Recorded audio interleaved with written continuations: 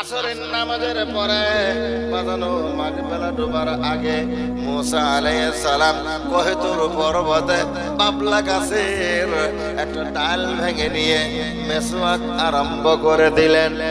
বাজানো ওহি হয়ে গেল, ও মুসা কালিমুল্লাহ, আমি কি তুমি মেসওয়াক করতেছো কেন? মুসা আলাইহিস সালাম বললেন, আল্লাহ গো, রোজা পালন করলে মুখে গন্ধ হয়। কি হয়? আমাদের 12 ঘন্টার রোজা, মুখে গন্ধ হয় না? নাই।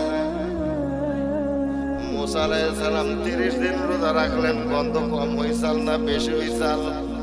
কথা কয় না, বেশি হইছাল না? গন্ধ বেশি হয়েছিল আমার ভাইরা। এরপরে মুসা আলাইহিস সালাম বললেন, আল্লাহ গো, এত গন্ধ হয়ে গেছে, মুখে দুর্গন্ধ বাড়াচ্ছে, আল্লাহ আমার ভালো লাগে না, তুমি কিতাব দিবে, এই মুখে দুর্গন্ধ নিয়ে তোমার কালাম কেমনে আমি তেলাওয়াত করব? এটা মনে করে আমি মেসওয়াক করে দিলাম, মুখের গন্ধটা একটু দূর করে দিলাম, কমিয়ে দিলাম।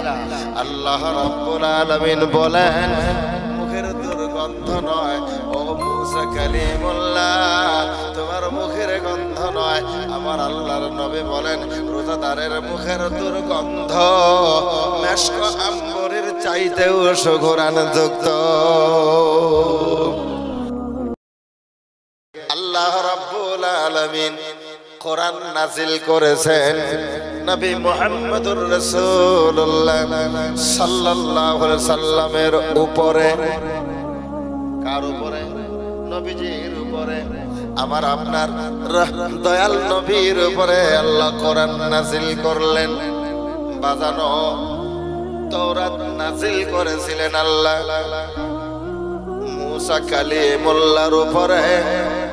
তাওরাত কিতাব অবতীর্ণ করার সময়, মানে তাওরাত কিতাবটা পয়গম্বরকে দেওয়ার সময় আল্লাহ রাব্বুল আলামিন ডাক দিলেন, ও মুসা আলাইহিস সালাম, আপনি কোহিতুর পর্বতে আসেন। সুবহানাল্লাহ বলে। আমার ভাইরা, কোহিতুর পর্বতে কিতাব আনার জন্য ডাকলেন। আল্লাহর পয়গম্বর মুসা আলাইহিস সালাম কোহিতুর পর্বতে গেলেন। আল্লাহ বলে দিলেন, কিতাবের আগে তোমাকে একটা শর্ত পালন করতে হবে। বলে কি? 30 দিন রোজা পালন করতে হবে। কি পালন? কি পালন? 30 দিন রোজা রাখতে হবে। মুসা আলাইহিস সালাম বললেন, আল্লাহ রোজার নিয়ম কেমন বলে দেন। আল্লাহ বলে দিলেন, আজকে রাত্রে আপনি সেহরি খাবেন, আর 30 দিনের মধ্যে সেহরিও নাই, ইফতারও নাই। সুবহানাল্লাহ। আচ্ছা, সুবহানাল্লাহ জোরে হবে না আস্তে হবে? এখানে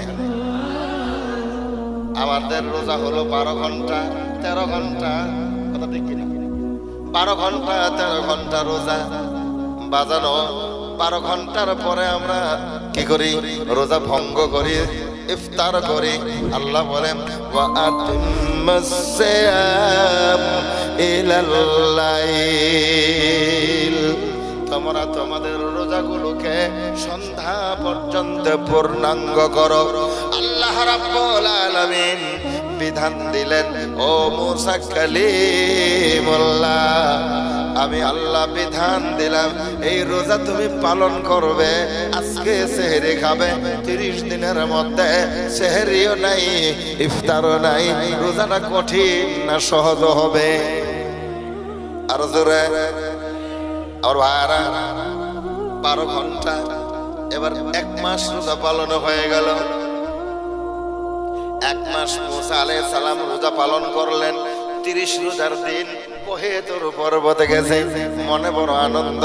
কিতাব নিব, আল্লাহ পাকের আসমানি গ্রন্থ আমার উপর অবতীর্ণ হবে। আসরের নামাজের পরে বাজানো মাগরিবেলা ডোবার আগে মুসা আলাইহিস সালাম কোহিতুর পর্বতে বাবলা গাছের একটা ডাল ভেঙে নিয়ে মেসওয়াক আরম্ভ করে দিলেন। বাজানো ওহি হয়ে গেল, ও মুসা কালিমুল্লাহ, আমি কি তুমি মেসওয়াক করতেছো কেন? মুসা আলাইহিস সালাম বললেন, আল্লাহ গো, রোজা পালন করলে মুখে গন্ধ হয়। কি হয়? আমাদের 12 ঘন্টার রোজা, মুখে গন্ধ হয় না? নাই। মুসা আলাইহিস সালাম 30 দিন রোজা রাখলেন, গন্ধ কম হইছাল না বেশি হইছাল? কথা কয় না, বেশি হইছাল না?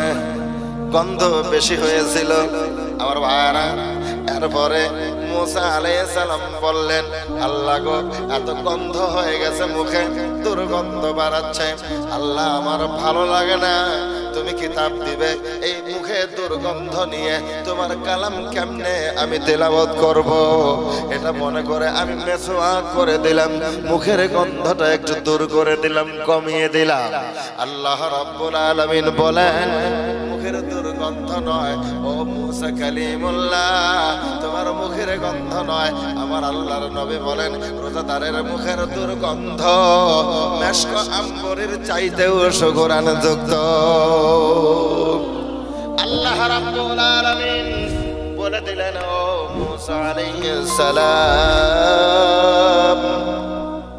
আপনি আমার উইদাউট পারমিশনে মেসওয়াক করার কারণে পানিশমেন্ট হিসাবে রোজা আরো 10টা বাড়াইয়ে দিলাম।